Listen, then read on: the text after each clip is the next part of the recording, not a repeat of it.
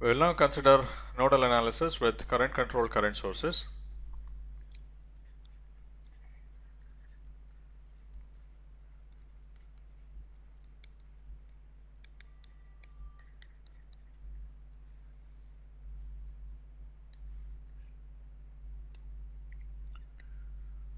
Here is a circuit and we have a current controlled current source K times Ix connected between nodes 1 and 2, and this Ix happens to be dependent on the current through R23.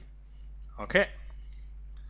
So first of all, you realize that this current source appears in the equations for node 1 and node 2 because it's connected between nodes 1 and 2.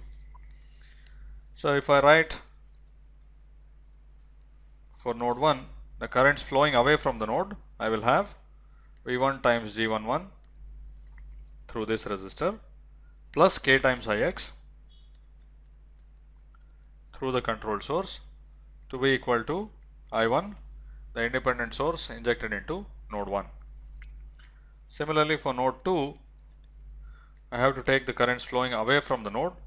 So I have the usual terms corresponding to resistors, which are V2 times G22 plus G23 minus V3 times G23 to be equal to 0 because there is no independent current source pumping current into this node. And we also have this term K times Ix, and that's pushing into the node.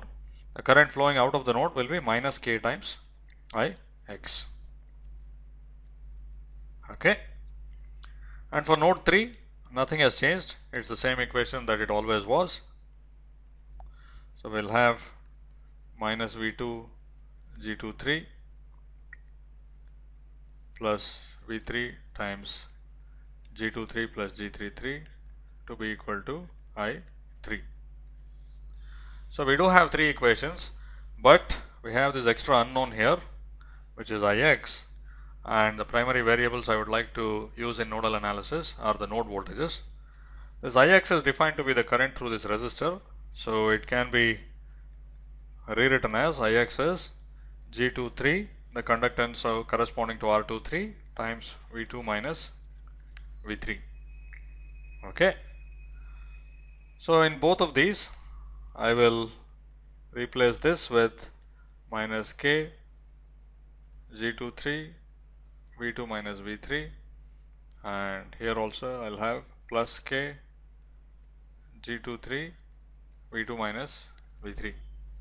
I have three equations in three unknowns, the unknown node voltages, and I can solve these to get the node voltages, and after that everything else in the circuit.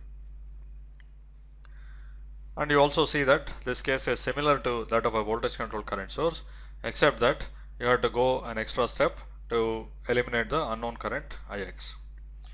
As with the current controlled voltage source, one complication I have not considered is when the controlling current, instead of being here, if it were through some voltage source,